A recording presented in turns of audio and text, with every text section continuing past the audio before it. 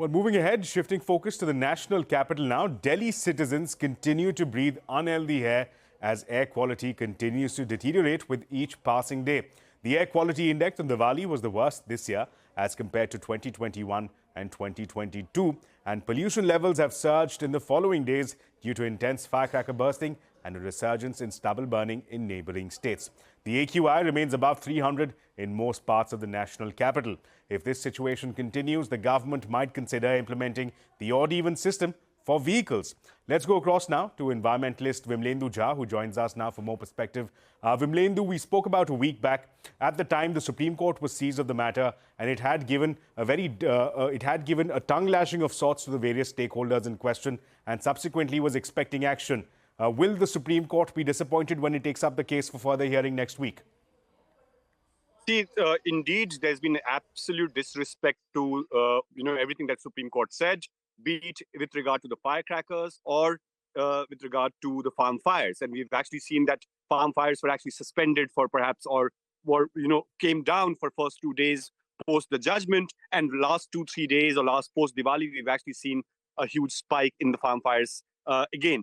Similarly, despite the strictures coming with regard to the firecrackers, we've seen Delhi NCR bursting firecrackers in complete violation of the directions coming from the Supreme Court. Indeed, it will be difficult for us to preempt what the Supreme Court would actually be saying when it hears the matter once again.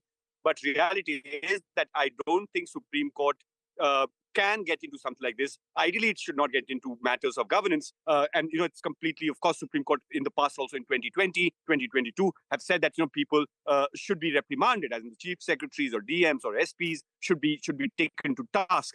Hope this time around, when Supreme Court takes up the matter, really reads its own judgment and shows some bit of no compromise, because somewhere Supreme Court is also in the back foot because it's helpless, because the executive that is supposed to be actually executing the orders or the so-called law keepers or law enforcement agency, when they have failed and failed again and again, and despite strictures, I don't really know. Maybe to set a precedent, maybe to set some kind of a standard of sorts, Supreme Court ideally can perhaps summon the chief secretaries of respective states where the firecrackers happened, or for that matter, the farm fires in that sense. But it's, again, we don't know. The only problem is that we don't want yet another committee, yet another board, because again, this season we've seen last 11, 12 days, we've seen severe to severe plus kind of air quality in different parts of Delhi NCR, and situation not going to get better. Of course, for 2 days we had better air quality, and that was not because there was some sort of a grab or a CAQM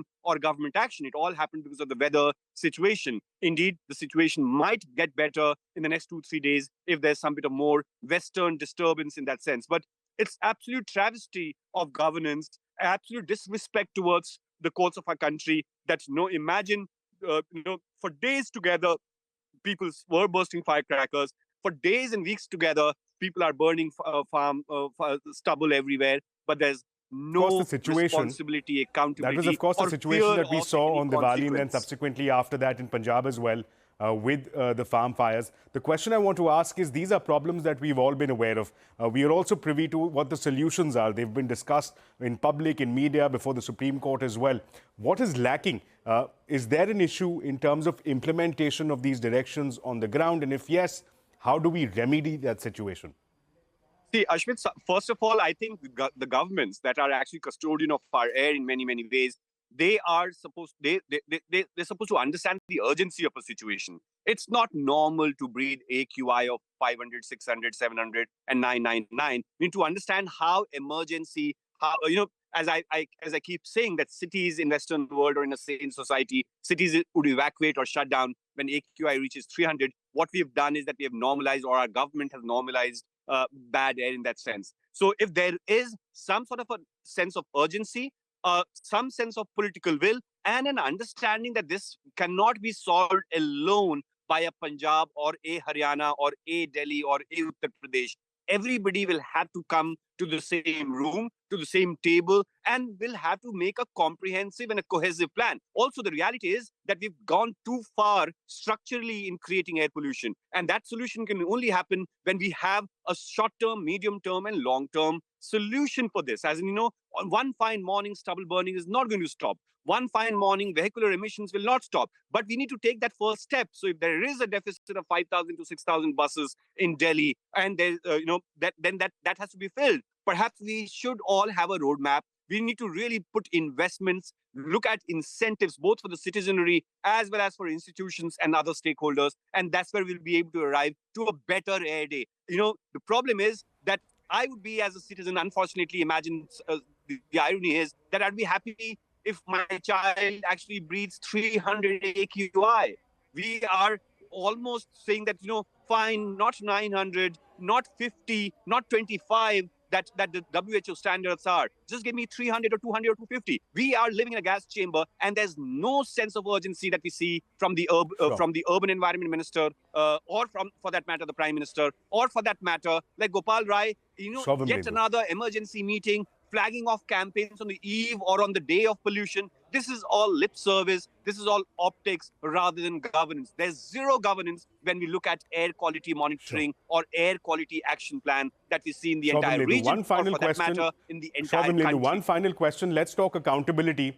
The Supreme Court had directed for a cabinet secretary supervision of the meetings between stakeholders. Now that the situation has not improved dramatically, is it now time for perhaps the Supreme Court to translate those words into action? Absolutely, Ashmit. If you remember, there was Justice Lokur. That committee was supposed to be formulated 2 years ago. And that's when suddenly overnight, central government did not want to get a judge, a retired judge of Supreme Court involved in this, and created this new body called CAQM, and a highly empowered committee. And the idea was not to really solve the air pollution crisis, but to not have the judgment or the interference of the courts of our country in air quality governance. Indeed, that meeting was called for. That in the last hearing also, Supreme Court clearly said that all the stakeholders, chief secretaries and the ministers, the government of respective states and the urban government should actually come together. Right. That did not happen. Hope this time, Supreme Court really takes this matter seriously and asks those tough questions of the chief secretaries. Well, we'll all have our fingers crossed, Vimlendu. Thanks so much for joining us. We'll, of course, keep our eyes on the top court as it resumes hearing in this case, hopefully next week. And that's when perhaps we can get more clarity from the Justice Call-led bench of the top court. Vimlendu, thanks once again for joining us. With that, we're heading into a very short break.